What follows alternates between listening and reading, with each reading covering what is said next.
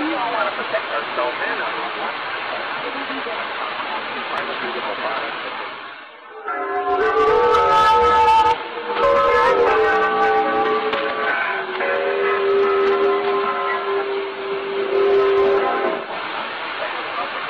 All right, my friends, listen to this from the worldtribune.com. Yes. Russia has expanded its sphere of influence in the Middle East in a drive that threatens Israel and Turkey, a new report says. The report says Moscow is achieving control of major sources of oil and natural gas and is reversing the gains made by the United States since the 1991 Gulf War. The report by the Institute for Advanced Strategic and Political Studies said Russia is also attempting to control the world price of oil. The United States, the report said, has refused to confront Moscow's renewed global aspirations. Instead, the previous Clinton administration supported Gulf regimes, and the Arab-Israeli peace process, Middle East Newsline reported.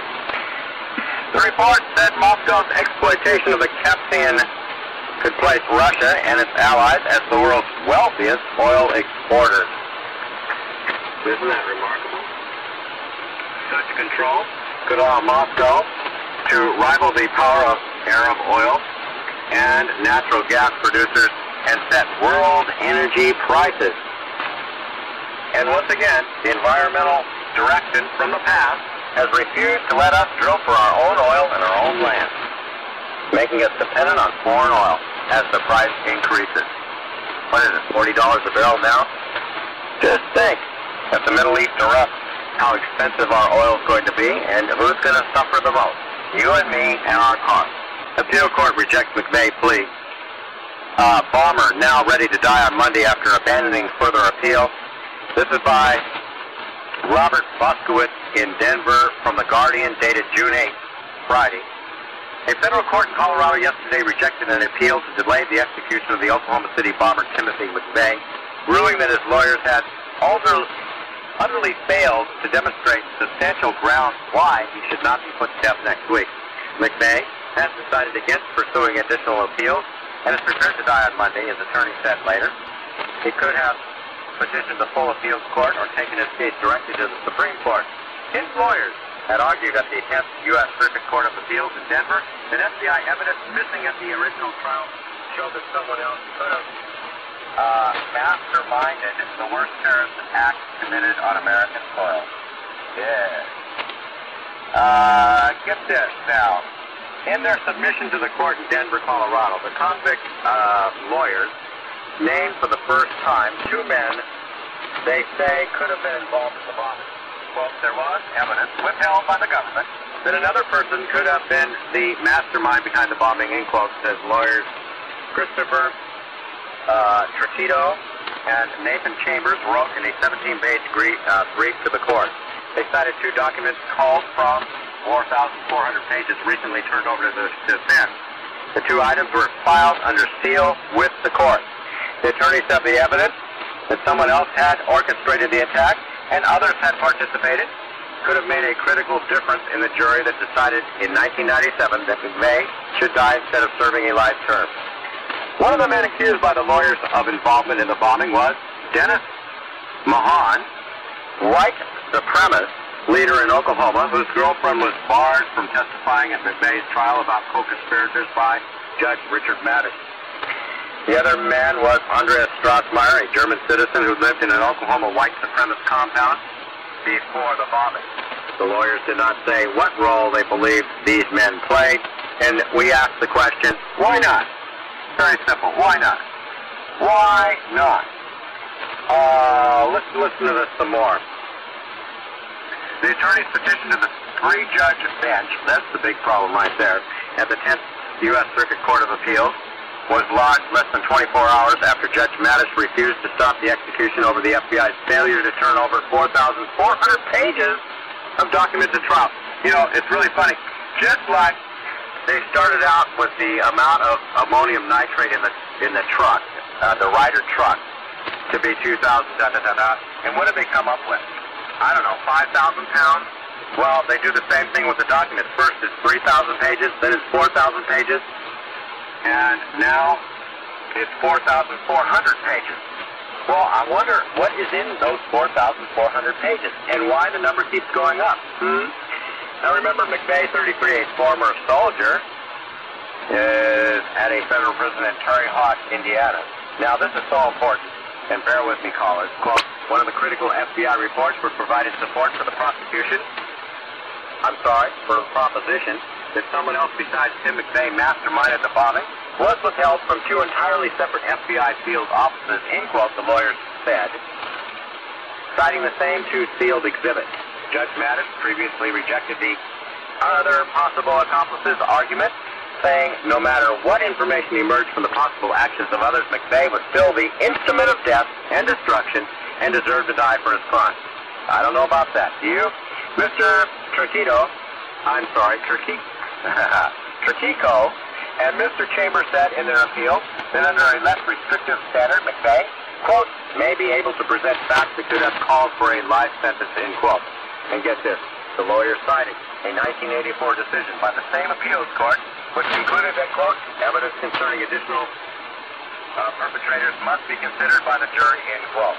The lawyer said the white supremacist lover, barred from testifying at the original trial, Carol Hell, had said that some supremacists were, quote, prepared to fight a war against the government, end quote, because of how the authorities moved against the Branch Davidian section in Waco, Texas in 1993. McVeigh has said that the Waco siege by federal agencies and resulting deaths of section members were a key reason for his bombing. And how do we know that to be true? I interject. How do we know that that's what he said? But the bottom line is, Waco was a disaster, a planned disaster, as the press was kept miles away. We'll take some more phone calls when we return and deal with the documentation as it comes in. Stay here. Listen carefully to this. Coming from this article, appeal court rejects McVeigh plea dated tomorrow, June 8th. It's still tomorrow on the left coast. Quote, the evidence withheld by the government included precisely the type of information that may have allowed Mr. McVeigh to establish a connection between the bombing and the suspect at the white supremacist compound, end quote, the lawyers argued. And that comes from Reuters, people. So connecting the dots is very easy. Is the federal government protecting certain members of this group? It would certainly appear so, wouldn't it? My friends, we're back. We like to deal with new listeners all the time. And maybe we'll have some callers tonight as well.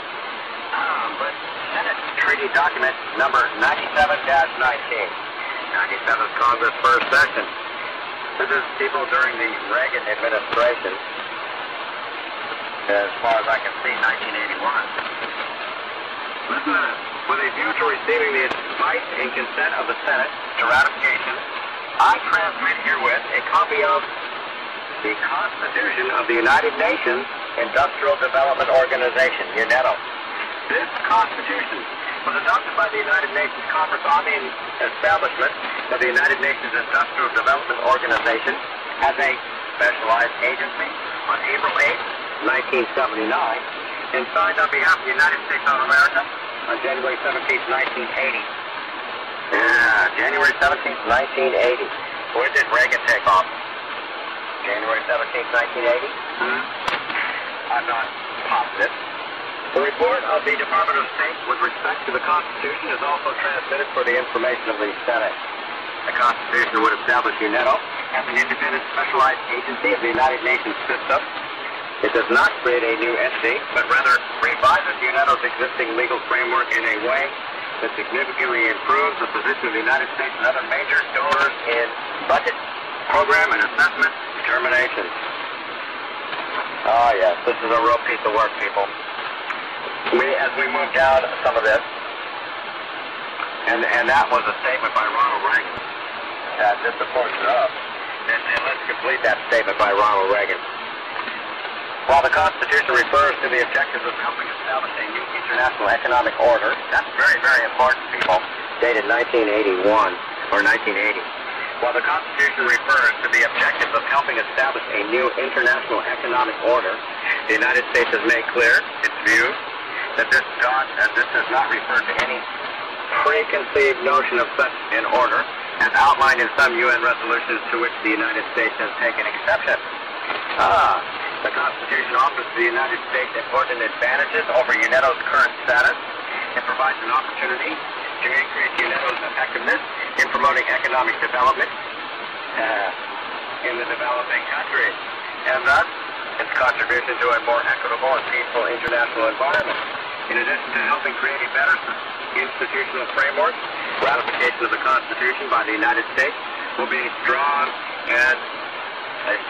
reaffirmation of our commitment to the industrial development of the less developed countries and demonstrate our political will to pursue beneficial relations with those countries. I recommend that the Senate give prompt consideration to the Constitution and advise and consent to its ratification, signed Ronald Reagan. That's back in 1980. And certainly, what was happening when Reagan came back into office in 1980? The hostages were freed from Iran. That's right. And so what we were put to sleep about this UNESCO Constitution, entitled Constitution of the United Nations Industrial Development Organization. And it is a message from the President of the United States. That's right. Yeah. The Constitution of the United Nations Industrial Development Organization, a done deal in 1980, January 17, 1980. The beat goes on, my friends, and in the second hour of the broadcast, if you want to call, you're welcome to do so. 800-259-9231, 800-259-9231. We'll be back to see what we find.